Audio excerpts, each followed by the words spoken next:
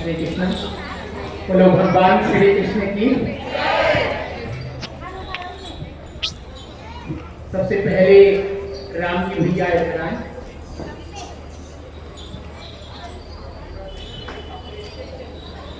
पूज्य स्वामी जी का और आप सबका एक हाथ की ताली आपने सुनी नहीं होगी, लेकिन हमारे राम जी भैया हैं, इनके पास एक ही हाथ है। तो आप सबके स्वागत के लिए राम जी भैया एक हाथ की ताली से आपका स्वागत करेंगे।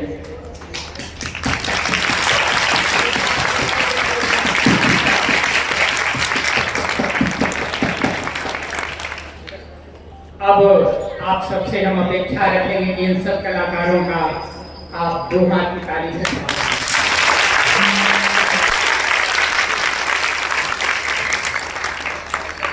अब तालियां तो आपने बजा दी, लेकिन हम आपको सुनिश्चित करना चाहेंगे कि इस कार्यक्रम में आपको कोई भी मजा नहीं आने वाला है। भले ही पूज्य युवराज स्वामी जी महाराज जी ने हम लोगों को बड़ा चढ़ा के प्रस्तुत किया हो, अब आप प्रश्नवाचक दृष्टि से पूज्य स्वामी जी की ओर देख रहे होंगे कि जब मजा नहीं आएगा तो इन लोगों को बुलाया क्यों। अब महाराज जी झूठ नहीं बोल सकते, लेकिन कलाकार जब स्वयं समर्पण कर दे कि भैया हमारे कार्यक्रम में कोई मजा नहीं आएगा, तो जिज्ञासा स्वाभाविक रहेगी। मजा नहीं आएगा लेकिन आनंद बहुत आएगा। मजा और आनंद में फर्क होता है। हम अपने इस कार्यक्रम के माध्यम से बतलाने का प्रयास करेंगे। इसी क्रम में हमारे भैया जगदीश हैं, इनके पैर पोलियोग्रस्त हैं, लेकिन हाथ के बल से सुंदर सा नृत्य करते हैं। जोरदार तालियों से हमारे गणेश भैया हैं और इनके पैर भी पोलियोग्रस्त हैं, लेकिन ये भी हाथ के बल से बहुत सुंदर नृत्य करते हैं।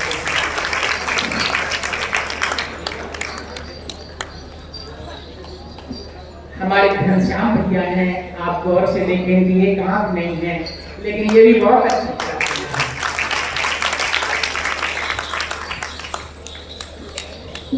हमारे एक और भैया है सरमन भैया, ये जलवान है, जोरदार तालियों से आप इनका अभिनंदन करें।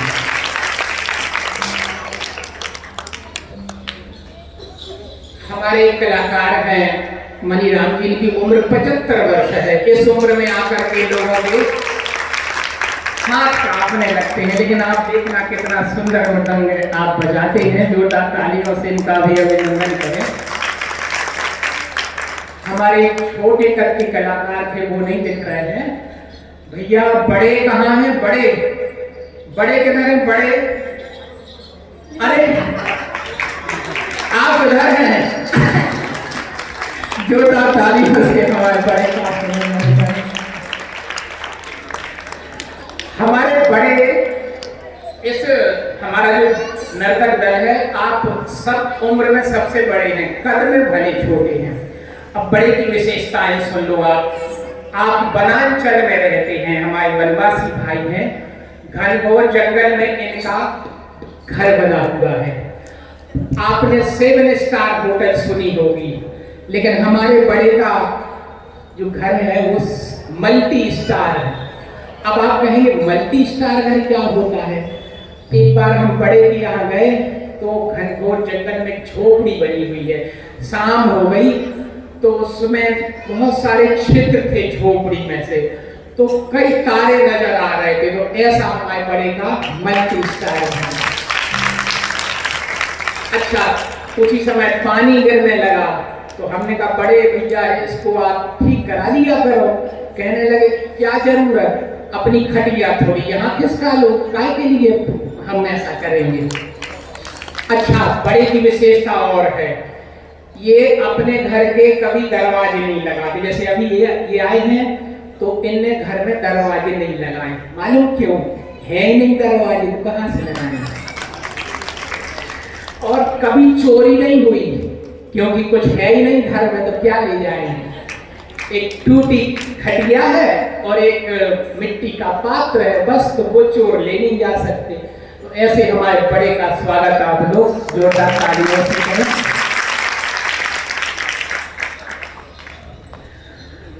आप सोच रहे होंगे कि इन दो इधर आए ब्रजेश भट्ट, इनको हम क्यों लाए, ना तो उन्हें परिधान पहना हुआ है। ये है लक्ष्मण, इसकी उम्र 32 वर्ष है और बुद्धि 4 वर्ष 5 वर्ष जैसे बच्चे की, 3 वर्ष का बच्चा जो रहता है बाल बुद्धि है, मानसिक विकास इसका नहीं हुआ। आपने ऋतिक रोशन की फिल्म देखी होगी, कोई मिल गया, उसमें ऋतिक रोशन ने अभिनय किया है, अभिनय में रीटेक होता है, ये वो सब कुछ होता है, लेकिन यहाँ कोई रीटेक नहीं है। जैसे लक्ष्मण भैया, और पिछली साल तुम कौन क्लास में थे? जो तीसरी, पिछली साल तीसरी में थे, अच्छे से बताना। और इस साल कौन में आ गए? 12। इस साल 12वीं में आ गए। इतनी लंबी छलांग। अच्छा, इतना बोला है कि जैसे आप लक्ष्मण को बोलो कि हमारे घर भोजन कर लो, तो बेचारा चला जाएगा। आप एक पूरी खाए, आपको भागो लक्ष्मण, क्यों आए हो यहाँ से, तो बस तुरंत बाहर चला जाएगा। आप 5 मिनट बाद कहोगे लक्ष्मण आओ ना भोजन कर लो, उसी सहज भाव से बेचारा भोजन करने के लिए आ जाएगा। तो जोरदार तालियों से बच्चे।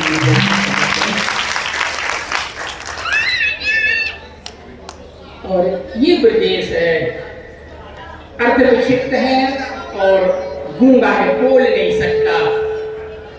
और आप लोग जैसे पूज्य स्वामी जी हैं, उनको लोग माला पहनाते हैं। हमारे निरंजन जी भाई साहब अखिल भारतीय अधिकारी हैं, इनको भी कोई माला पहनाएगा, रोज ऐसा क्रम लगा रहता है।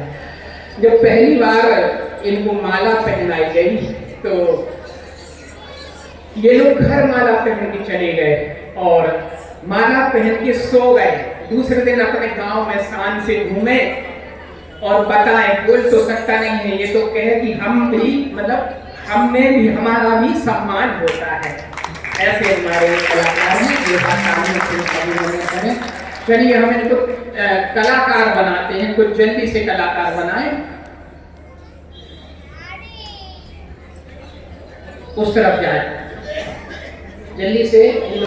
5200 वर्ष पहले भगवान श्री कृष्ण की जितनी भी लीलाएं हैं, उनका सामाजिक पक्ष और आध्यात्मिक पक्ष। इस लीला का जो इस नृत्य का सामाजिक पक्ष ये है, गौवंश को बचाने के लिए, गौवंश की महत्ता समाज में प्रतिपादित करने के लिए ही इस नृत्य का सृजन किया गया था।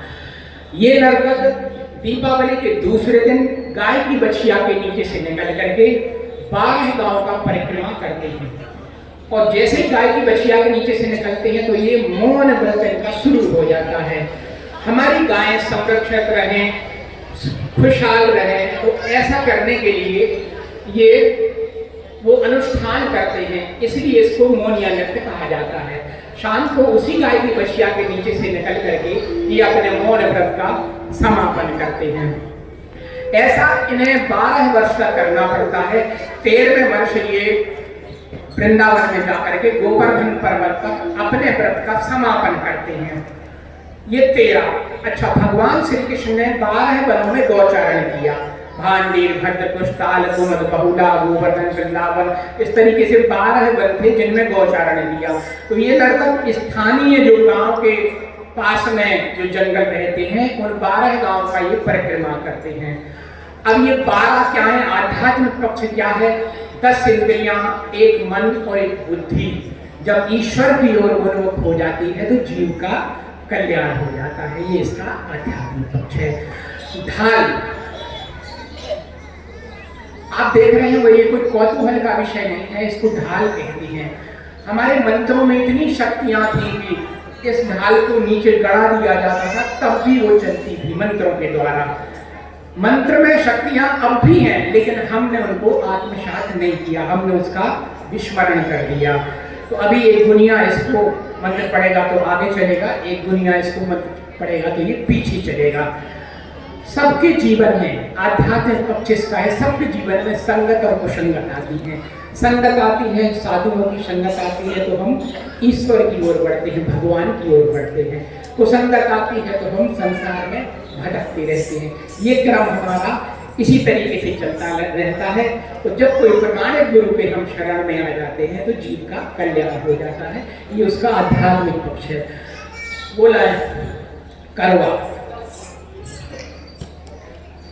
अरे वाह ये तो तैयार हो गया, जल्दी से यहाँ जल्दी से।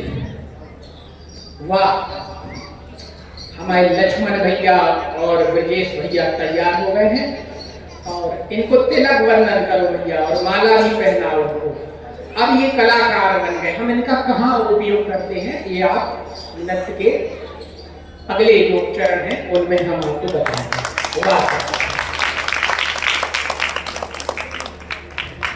चलिए इसको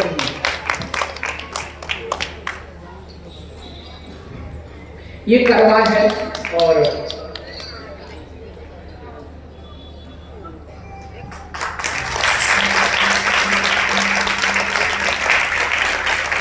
हम सब माँ के गर्भ में इस तरीके से उल्टे लटके रहते हैं, भगवान से प्रार्थना करते हैं, भगवान हमें गर्भगृह से बाहर निकालो, हम आपकी आराधना करेंगे।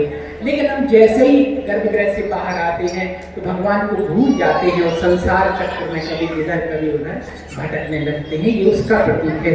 चलिए हम वाद्य यंत्रों का भी और सबका हम परिचय बीच बीच में कराते रहेंगे। चलिए दिवाली,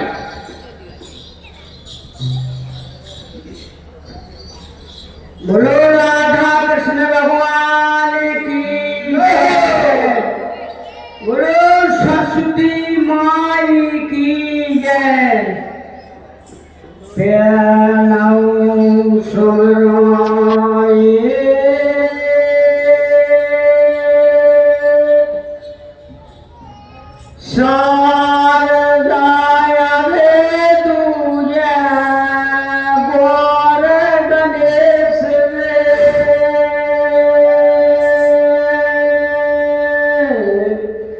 तीन देवलक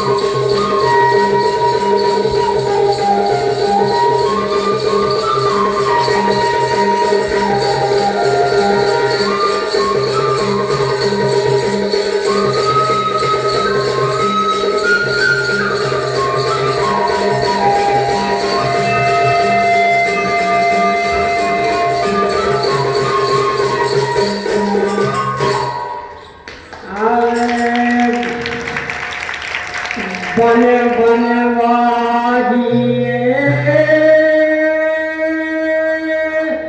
बांसुरिया रे बनाई में बोली बोलने बनाई मेरा बोले राधे कायने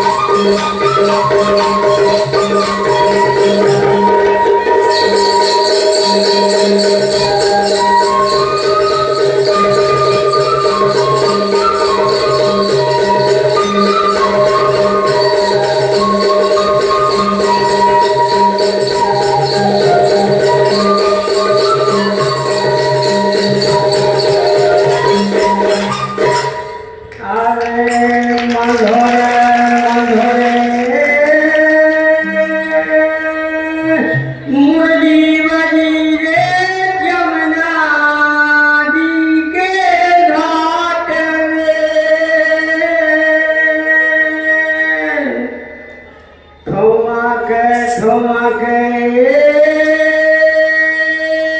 राधे नचिया रे पकड़े श्याम की भाई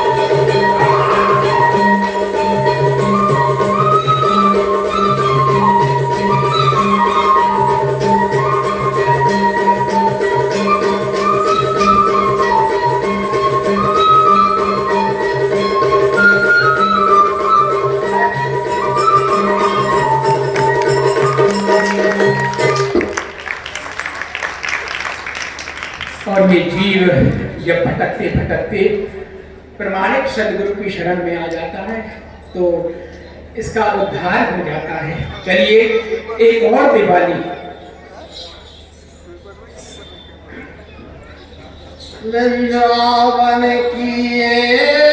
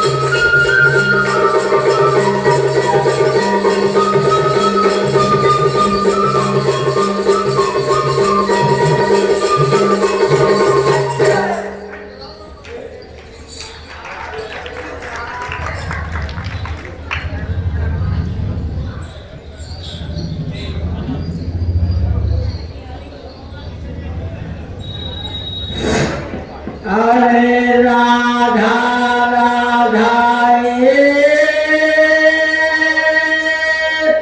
बोलिगा तो सब बाधा कट जाए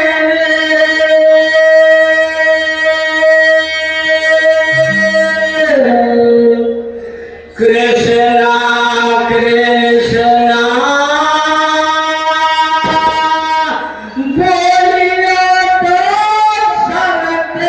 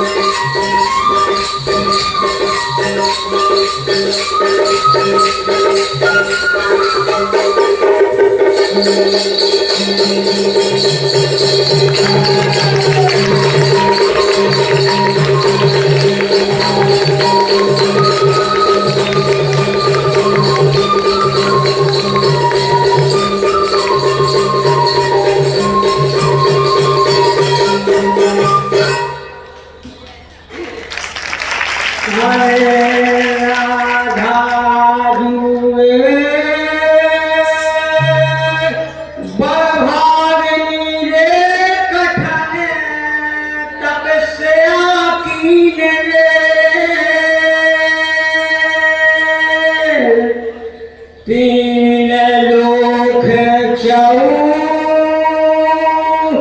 दाभवन रे सब तुम्हारे अधीन रे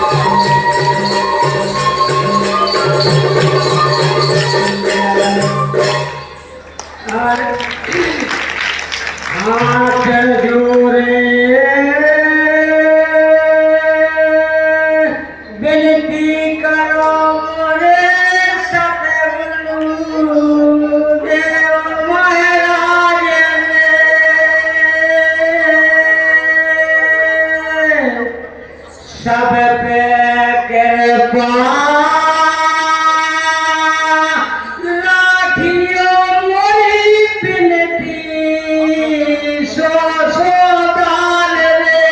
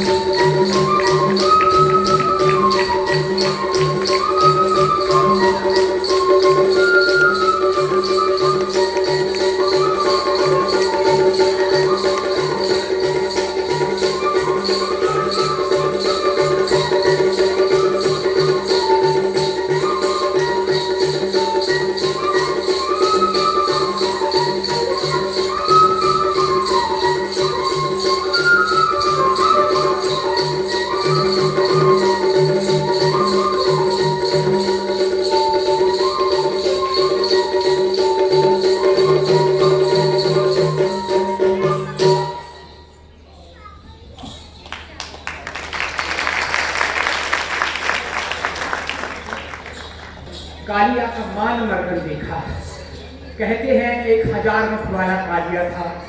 भगवान कृष्ण ने उसको यमुना से पृथक कर दिया क्योंकि वो प्रदूषण फैला था। भगवान चले गए, कालिया चला गया। लीला संदेश छोड़ जाती है। 1000 मुख वाला कालिया आज भी विद्यमान है। आतंकवाद रूपी कालिया, वर्ण भेद रूपी कालिया, वर्ण भेद रूपी कालिया, जातिगत विद्वेष रूपी कालिया। आप अगर गिनती करने लगोगे 1000 हो जाएंगे। अंतःकरण में चलो, काम, क्रोध, लोभ, मोह, मद, मत्सर, अविवेक, अविद्या रूपी कालिया। तो ये गिनती आज भी 1000 है। अब क्या करना चाहिए? हमें भी कृष्ण बनना है। अब आप सोचेंगे कृष्ण कैसे बन सकते हैं? भगवान ने कहा कोई भी जीव मवे मांस से जीव लोगों जीव होता है, सनातन, सब भगवान के अंश हैं। और भगवान को साक्षी मानकर उनके पद चिन्हों पर चलकर हम इन कार्यों का फल गुजरने का प्रयास करेंगे। इस लीला का उद्देश्य है। चलिए लक्ष्मण भैया,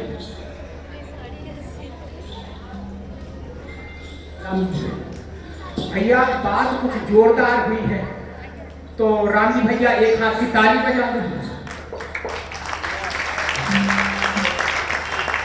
देखो भैया, आप लोग ताली नहीं बजाओगे, हम तो साथ में लिए एक हाथ की ताली। एक हमारा ताली बजाने वाला साथ ही में। और जैसे आप लोग समय ज्यादा हो गया तो आप चले भी जाए तो हम दर्शक भी अपने साथ लाते हैं।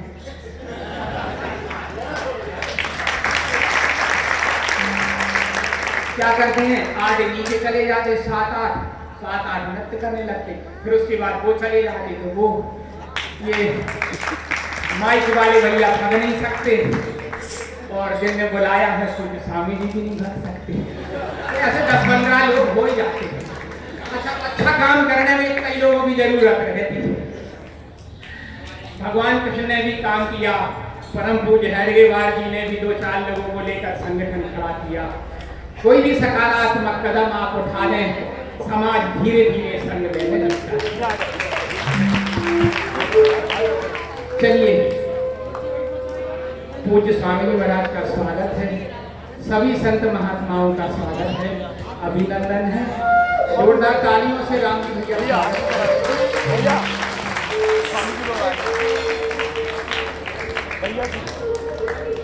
हमारे संत महात्मा जो हमें ईश्वर की ओर ले जाते हैं।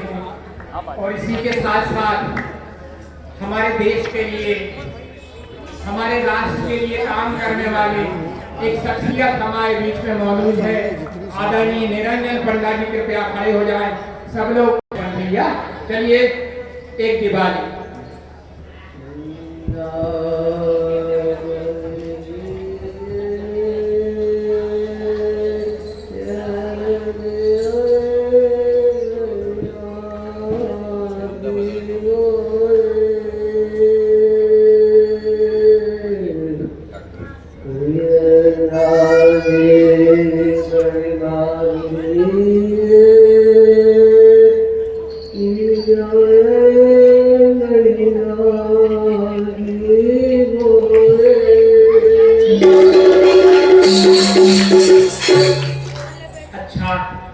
लक्ष्मण ने क्या गाया आप लोगों की समझ में आया? नहीं आया? किसी की समझ में नहीं आया? कोई बात नहीं, हमारी खुद समझ में नहीं आया। और विचित्र बात, लक्ष्मण की खुद समझ में नहीं आया है ना लक्ष्मण? लेकिन गाया है। ये बाल बुद्धि है और हमें ऐसे लोगों का सम्मान करना चाहिए। देखो, सुर है, लय है, ताल है, लेकिन वो व्यक्त नहीं कर पा रहा। तो ये लोग अपनी भावनाएं व्यक्त नहीं कर पाते, बस इतना अंतर है। और हम में इनमें कोई भेद नहीं है, कोई अलगाववाद नहीं है। जोरदार तालियों से अच्छा वो खड़ा मिलाना। भगवान भोलेनाथ, गोपेश्वर भगवान शिव का एक मंदिर जो 84 कोस परिक्रमा में गए होंगे उन्हें देखा होगा। भगवान ने जब महाराष्ट्र में प्रवेश किया तो उनको एक शर्त थी, महाराष्ट्र में गोपी बनना पड़ता था। भगवान भोलेनाथ का श्रृंगार किया गया। गोपी यानी गो यानी इंद्रियां, पी यानी पी जाओ, अंतर्मुखी कर जाओ, तो गोपी। गोपी का अर्थ कोई लड़की या महिला से नहीं है, ठीक है, वो संतों की आत्मा थी, पौराणिक कथानक अपनी जगह है, लेकिन हम और आप अगर अपनी इंद्रियों को पी जाए तो हम और आप गोपी। तो भगवान भोलेनाथ को वहां लाया गया, श्रृंगार किया गया, लेकिन एक भूल हो जाती है, वो खड़ाऊ पहन करके और महाराष्ट्र में प्रवेश कर जाते हैं। अब कैसे महाराष्ट्र में प्रवेश कर जाते, भगवान भोलेनाथ ने खड़ाऊ पहन के नृत्य किया होगा, हम भी करने का प्रयास करते हैं, लेकिन भगवान का अनुकरण हम नहीं कर सकते, भगवान का अनुसरण किया जा सकता है। भगवान भोलेनाथ के नाम पर लोग गांजा पीते हैं, भांग पीते हैं, अफीम खाते हैं, लेकिन ये संतों की ये गरिमा में उपस्थिति है, ऐसा कोई पौराणिक आख्यान नहीं है जिसमें भगवान भोलेनाथ ने गांजा और भांग की है, कोई पौराणिक। उन्होंने ज्ञान का गांजा और भक्ति की भांग पी है, ना कि कोई बाहरी गांजा। समाज को पीना पड़ता है जो भगवान का नाम लगा देते। अरे भगवान भोलेनाथ ने तो हलाल विष पिया, कोई एक सैलफास की गोली खा के बता दे, कोई नहीं खाएगा। जिन भगवान भोलेनाथ ने, आप तो सौभाग्यशाली हैं उनकी नगरी में, महाकाल की नगरी में, जिनने अनादि तत्व में समत्व स्थापित कर लिया हो, समाधिस्थ हो चुके हो, हजारों वर्ष की समाधि लगा दी हो, उनको हम गांजा और भांग पिलाते हैं। अरे कोई गलेड़ी भंगेड़ी 1-2 घंटे बगैर गांजे पिए रह सकता है, और वो तो अनादिकाल तक समाधि में रहते। ऐसे भगवान भोलेनाथ को हम बदनाम करते हैं, गाना चलते हैं, बोला नहीं माने नहीं माने, मचल गए भैया को, और हम और आप उसमें सहभागी होते हैं। ये हमारे भगवान को बदनाम करने का तरीका है। ये सांस्कृतिक प्रदूषण है, इसको समझो, हम और आप सबको समझना पड़ता है। कभी इस तरह की विधाएं आपको मिले, ऐसे नेचुरल कलाकार, हम ये नहीं कहते कि हम लोग बहुत बड़े कलाकार हैं, हाँ हमारे टूटे फूटे कलाकार कभी आपको मिले तो इनको मंच आप जरूर प्रदान करें। चलिए भगवान भोलेनाथ ने कैसे खड़ाऊ पहन के नृत्य किया, हम भी करने का, चलिए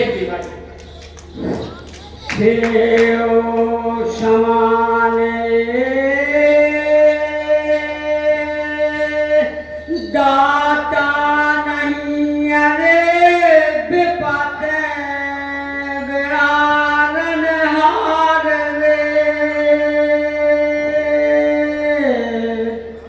लाज हमारी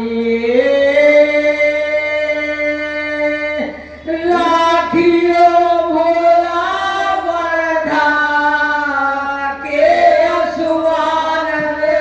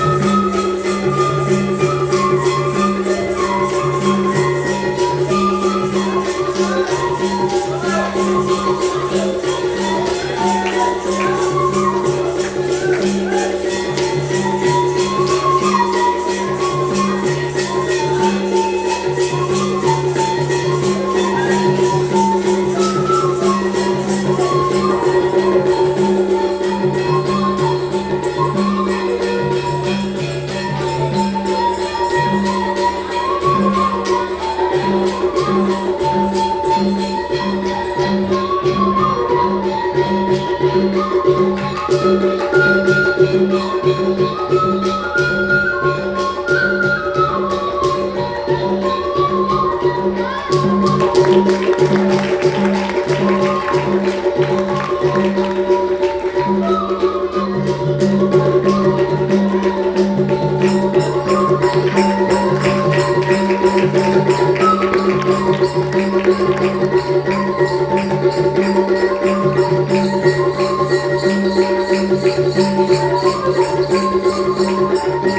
के दो पहलवान मुश्तिक और जारूद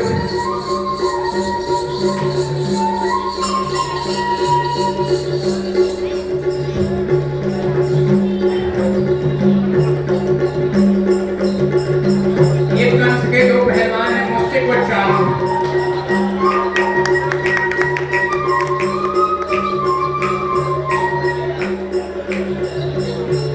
हाँ मन चुका, तुम किससे लड़ाई करोगे?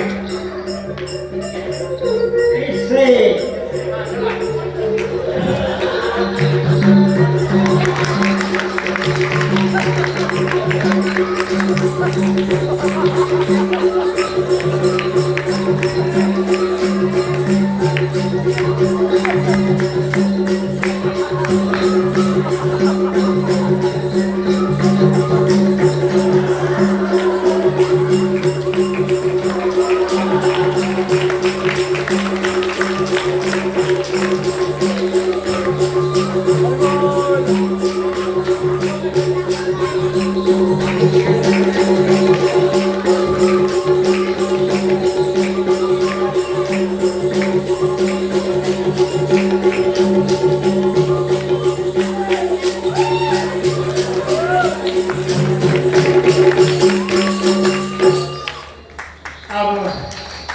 हमारे कुछ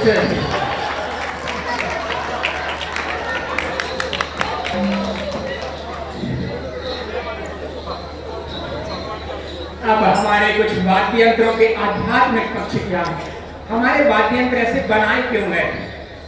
ये हमारा जो मृदंग है अनादिकाल का वाद्य यंत्र है। कालांतर में इसके दो टुकड़े करके तबला और डिग्गी के रूप में विभाजित किया। चलिए इसकी कुछ अंदरूनी बनावट दिखती है। ये क्या है? इसमें 8 लकड़ी के टुकड़े लगे हुए हैं और हर लकड़ी के टुकड़े पर 4-4 रस्सियां हैं। 8 में गुणा 4 का कर दो तो 32 होता है। अब ये आखिर 32 हैं क्या? 5 ज्ञानेंद्रियां, 5 कर्मेंद्रियां, 5 इनके विषय, 4 अंतःकरण मन बुद्धि चित्त और अहंकार हो गए 20। 6 विकार काम क्रोध लोभ मोह मद मत्सर 26 हो गए। फिर राग और द्वेष 30 हो गए और राग और द्वेष 2। 5 तत्व क्षितिजल पावक गगन समीर, 5 ज्ञानेंद्रियां, 5 कर्मेंद्रियां, 5 इनके विषय, 5 तत्व, 6 विकार और राग और द्वेष और 4 अंतःकरण, ये 32 हैं। जब तक ये 32 हमारे शरीर में रहेंगे हमें ये शरीर धारण करना पड़ेगा। ये इतना ही नहीं दिख रहा है, ये हाड़ मांस का जो शरीर है इसमें ये इतनी सारी चीजें हैं। फिर अगर इससे मुक्त होना है, शरीर से मुक्त होना है तो क्या करेंगे?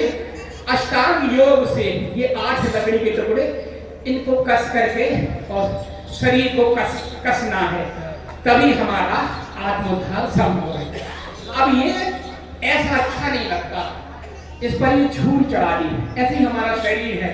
ये अगर इस पर ये चर्म ना हो तो सारा आकर्षण खत्म हो जाएगा। जैसे डॉक्टर के यहाँ वो हड्डी वाला वो टंगा रहता ना,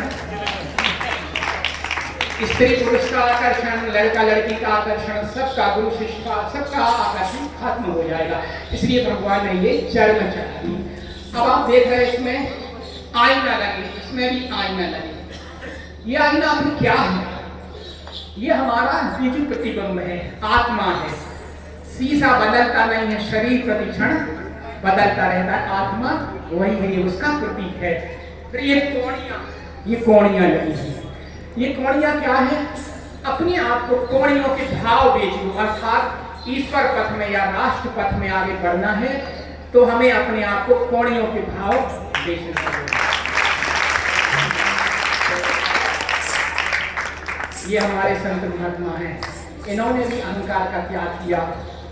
हमारे पंडित जी हैं और भी हमारे संघ के लोग बैठे हुए हैं यहाँ, उन्होंने भी अपने अहंकार का त्याग किया। तो कोई भी सकारात्मक कदम आपको लेना है तो आपको अहंकार का त्याग करना पड़ेगा।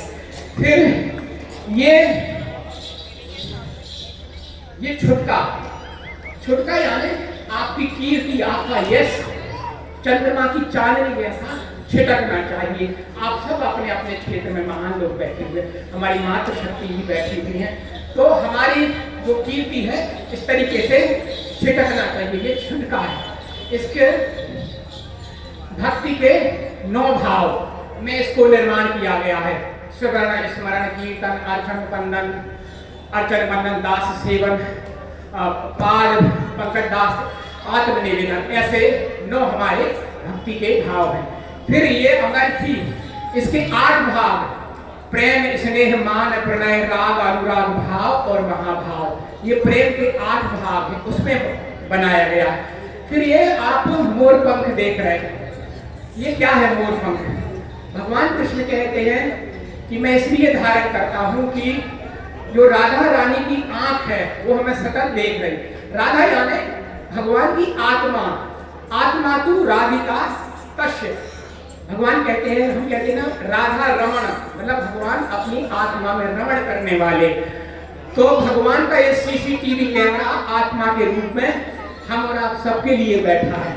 ये सीसीटीवी कैमरा भले फेल हो जाए, लेकिन ये कैमरा कभी फेल नहीं है।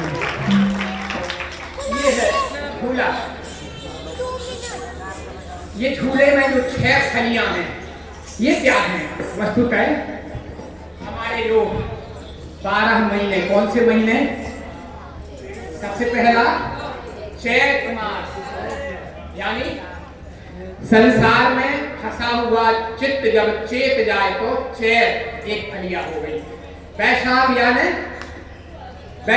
विशेष प्रमाण, शरीर नश्वर है, आत्मा अमर है, ये विशेष प्रमाण मिल गया, इसलिए ये वैशाख। फिर ज्येष्ठ यानी पहले पैदा हुआ, हमारी माता बहन कहती है हमारे ज्येष्ठ है, तो प्रथम भगति संतन कर संगा, सबसे पहले हमें संतों की संगत करना चाहिए, ये ज्येष्ठ। आषाढ़ यानी पुरानी आस, क्या थी? भगवान से मिलने की जो पुरानी आस थी वो हमको नहीं पूरी हो पाई, हम इस जन्म में इन संतों के सत्संग से हम उसको पूरा करेंगे। तो ये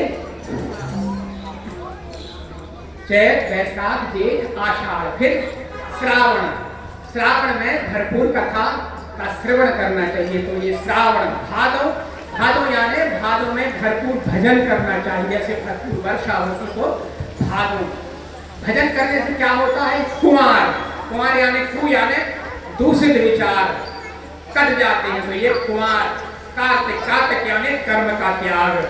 आराधना करते करते जब हमें ये स्थिति मिल जाती है तो फिर हमें आराधना की आवश्यकता नहीं रहती, तो ये कार्तिक। अगहन यानी पाप, हन यानी नष्ट करना, तो ये अगहन यानी पापों को नष्ट कर दिया, किसके द्वारा? भजन के द्वारा। अगहन। पूस यानी पुरानी आस, हमारी जो भगवान से मिलने की जो पुरानी आस थी वो पूरी हो गई। पूस। माघ, जब हमें वो आस हमारी पूरी हो गई तो हम महाअघ, मतलब हम अपूर्ण हो जाते हैं। माघ और फाल्गुन यानी परमात्मा में विशेष रहनी मिल गई, विशेष प्यार चलने लगती, तो ये हमारा झूला उसका प्रतीक है। तार, ये तार, इसको मदिरा कहते हैं, ये मन का प्रतीक है। मनयो मनुष्याणाम कारणम बंध मोक्षयो, ये मन जब ईश्वर में लगा है तो मोक्ष का कारण है, और संसार में फंसा है तो बंधन है। कसावरी लाए,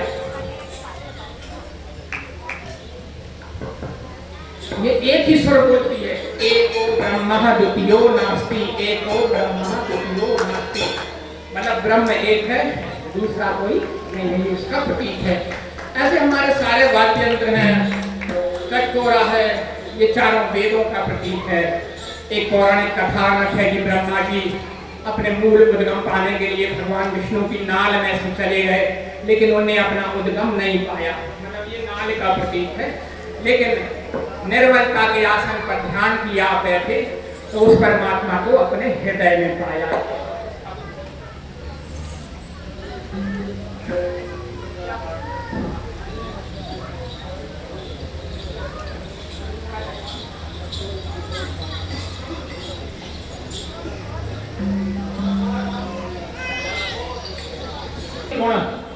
ये हमें गुण सतोगुण रजोगुण तमोगुण ये हमें संसार में भटकाते हैं। ये बड़ा दुर्लभ वाद्य यंत्र है। इस तरीके से हमारे ये वाद्य यंत्र हैं। चलिए, कार्यक्रम बहुत देरी से शुरू हुआ था, लेकिन जब तक आपका साथ मिलेगा तब तक हम इसको गति देंगे। महाराज, जीव का परमात्मा से मिलन हम इस नृत्य के माध्यम से आपको बताने का प्रयास करेंगे। उससे पहले इधर आए। अब क्या है, हम लोग महाराज जी चलते चलते एक बार बेंगलोर गए, तो कभी कभी रिजर्वेशन नहीं मिल पाता है, तो ये लोग दूसरे डब्बे में थे, हम दूसरे डब्बे में। इन लोगों की लड़ाई हो गई, तो इन लोगों ने कहा ठहरो, भाई साहब आ रहे हैं। फोन किया, मैं दौड़ते दौड़ते गया। मैंने कहा क्या बात है? वो लोग गुस्से में थे, मेरे को कौरव पांडव जैसी सेनाएं आमने सामने थी। तो वो गुस्से में कहने लगा कि हम ऐसी मार मारेंगे कि बुद्धि खराब हो जाएगी। मैंने कहा भैया वो तो कर नहीं सकते, इसकी पहले ही से बुद्धि खराब है। अच्छा, डर लगा तो हम ऐसा मारेंगे दांत बाहर हो जाएंगे। हमने कहा इसके तो बाहर ही हैं, इसके बंद ही नहीं होते है ना, कितने प्रयास करो। कहने लगा हम ऐसा मारेंगे बोलती बंद हो जाएगी। हमने कहा भैया वो गूंगा है, वो बोल ही नहीं सकता। बोले मार मार के पागल बना देंगे। तो हमने कहा वो पागल भी है। कहने लगे वो हम ऐसा मारेंगे पैर तोड़ देंगे। तो हमने कहा ये इन दोनों के, हमने कहा भैया पैर पहले ही से टूटे हैं, आप कुछ नहीं कर सकते। उन्होंने कहा तो हम ऐसा मारेंगे एक आंख फोड़ देंगे। हमने कहा भैया पहले ही से फूटी है, कहाँ से फोड़ दोगे? अच्छा कदम दोनों फोड़ेंगे। तो हमने कहा उसकी दोनों फूटी हैं, कोई नहीं फोड़ सकता। अच्छा वो बड़े कहाँ हैं? कहने लगा हम ऐसा मारेंगे, मार मार के छोटा कद कर देंगे। तो हमने कहा पहले ही से छोटे हैं।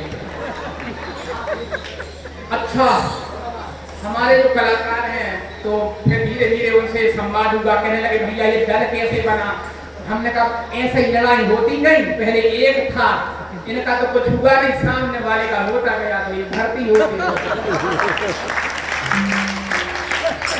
अच्छा, हमारा दल बड़ा खतरनाक है, ये लोग लड़ने लगते हैं। कभी कभी मालूम दर्शकों से लड़ पड़ते हैं। अब आप सोचोगे हमसे लड़ेंगे? नहीं, आप लोगों से नहीं लड़ेंगे, जो लोग कार्यक्रम छोड़ के भाग जाते हैं उनसे लड़ेंगे।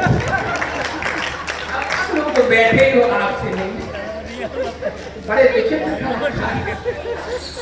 चलिए महाराज, चलिए दिवाली।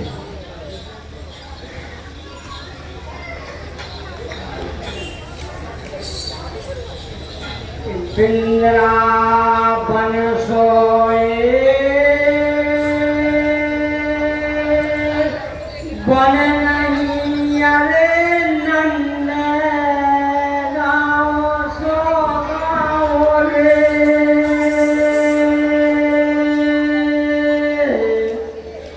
बंसी बट सो बट नहीं अरे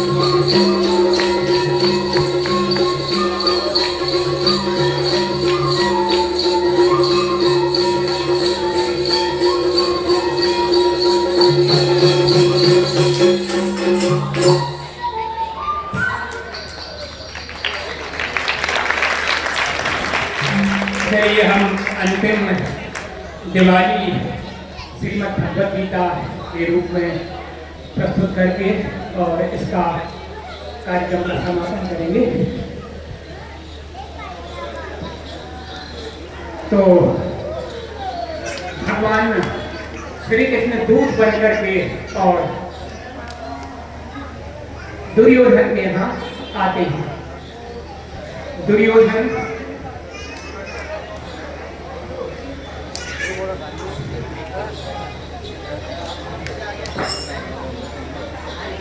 हे दुर्योधन, मैं तुझसे अपेक्षा रखता हूं कि पांडवों का आधा राज्य उन्हें लौटा दो।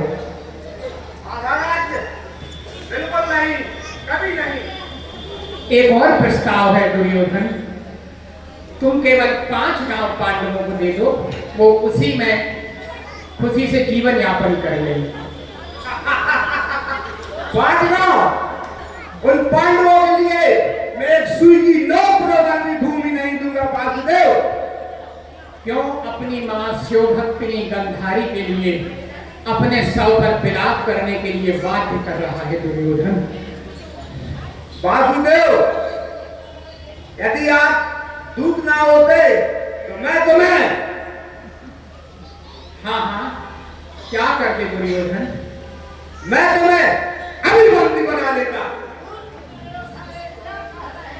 ठहरो पिता, मैंने उसे कह लेने दो। हाँ, और क्या करते दुर्योधन? और तुम्हें बंदी बनाकर कारागार में डाल देता। प्रयास करके देख लो दुर्योधन। को इस ग्वाले को बंदी बना लो।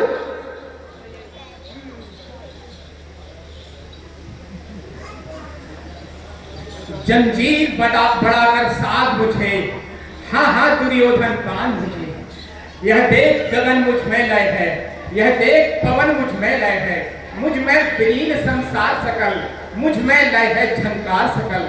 अमृत फूलता है मुझ में, संहार झूलता है मुझ में।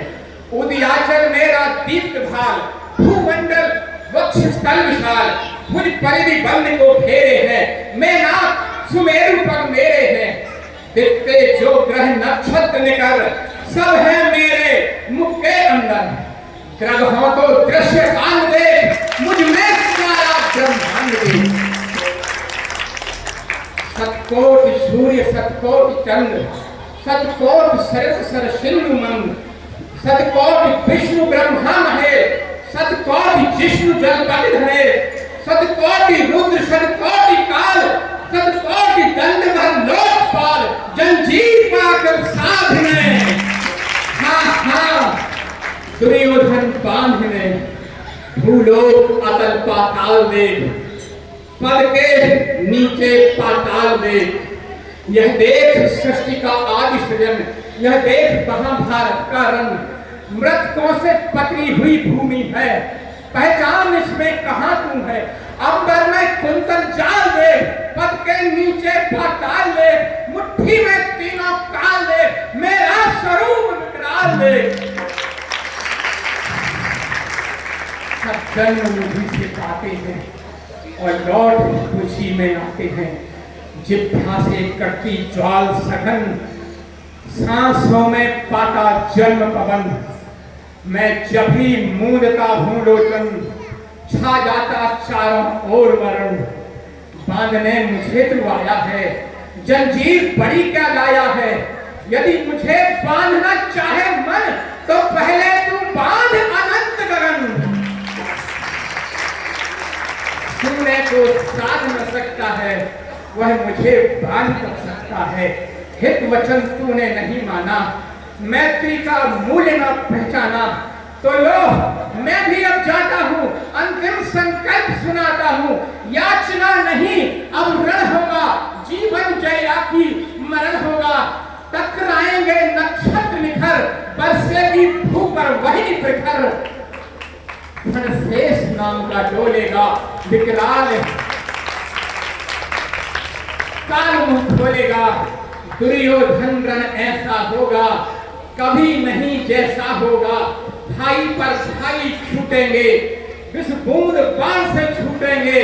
सौभाग्य मनुष्य के फूटेंगे, पायस गाल सुख लूटेंगे। अंत में तू धूसाई होगा, हिंसा का परदाई होगा।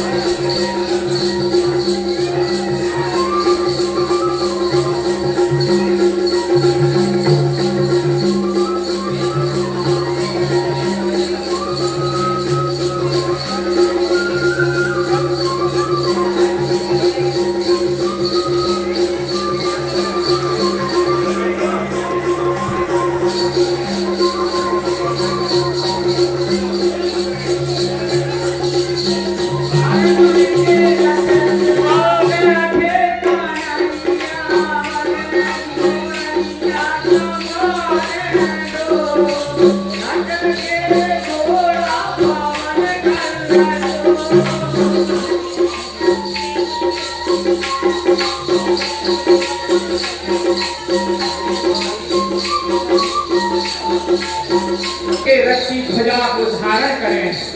आइए हनुमान जी, जय जय श्री राम।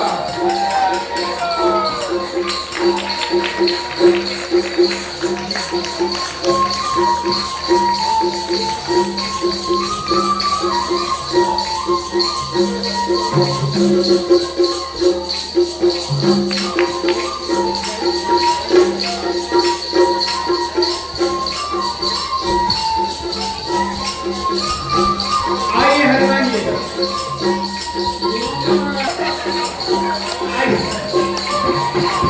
आइए हनुमान जी, आइए हनुमान जी,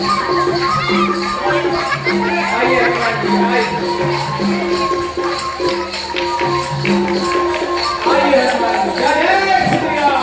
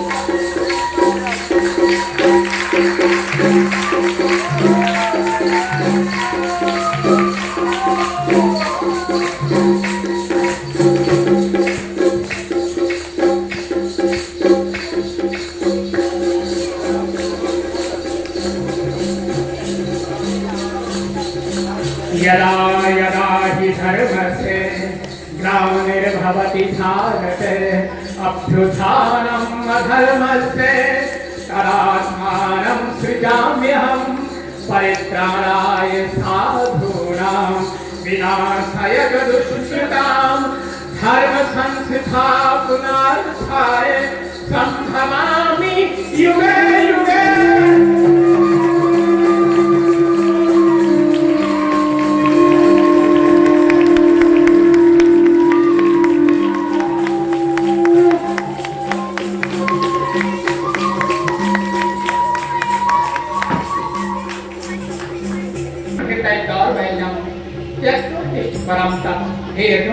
हृदय की शुद्ध गुरुवत्ता को त्याग कर युद्ध के लिए खड़ा हो जाए।